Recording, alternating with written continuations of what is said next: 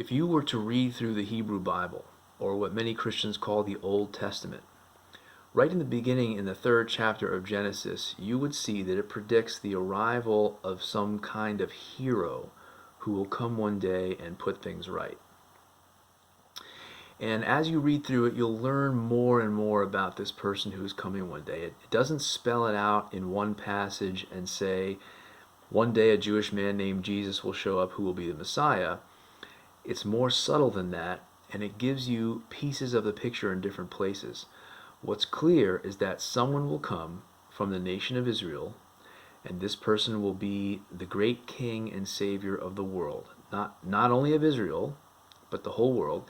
And it tells us some things that he will do and some things that will happen to him.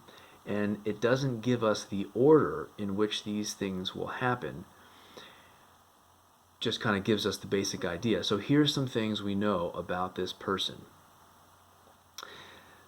He'll be a descendant of Jesse, who was the father of King David. So he'll be of the line of King David. He'll be a prophet like Moses.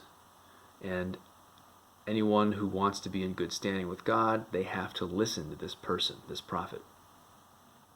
He'll be a light to the nations of the world. And the nations of the world will put their hope in him. He will suffer and die and rise again.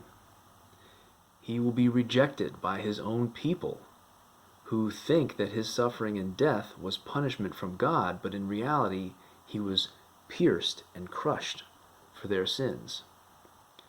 His wounds will somehow heal others, and he will make some kind of atonement for sin.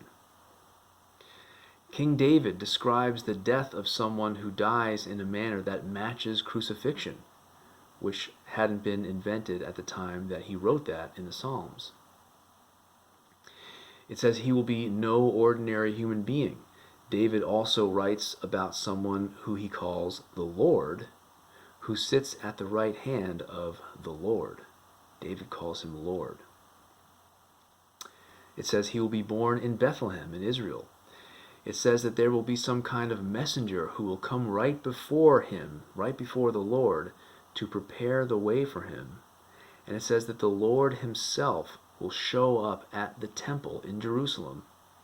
And that means he's got to come before the temple was destroyed in 70 AD.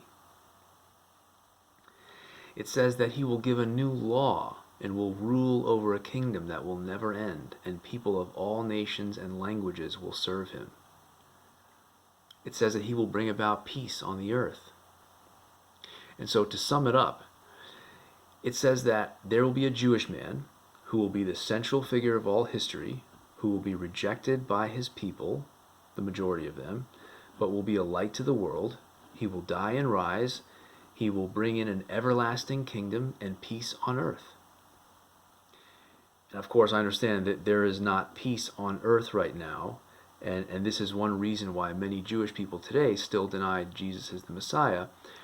But consider some of the other things that Jesus did fulfill on that list I just read to you, and consider that he said he would come again, right? So if he fulfilled these other things that the Old Testament or the Hebrew Scriptures says about the Messiah, then maybe we can be confident that he's going to come back again, just like he said he would, and once and for all establish this eternal kingdom that he said he would establish, and then there will be peace on the earth. If he did some of it, we can have confidence that he'll do the rest of it.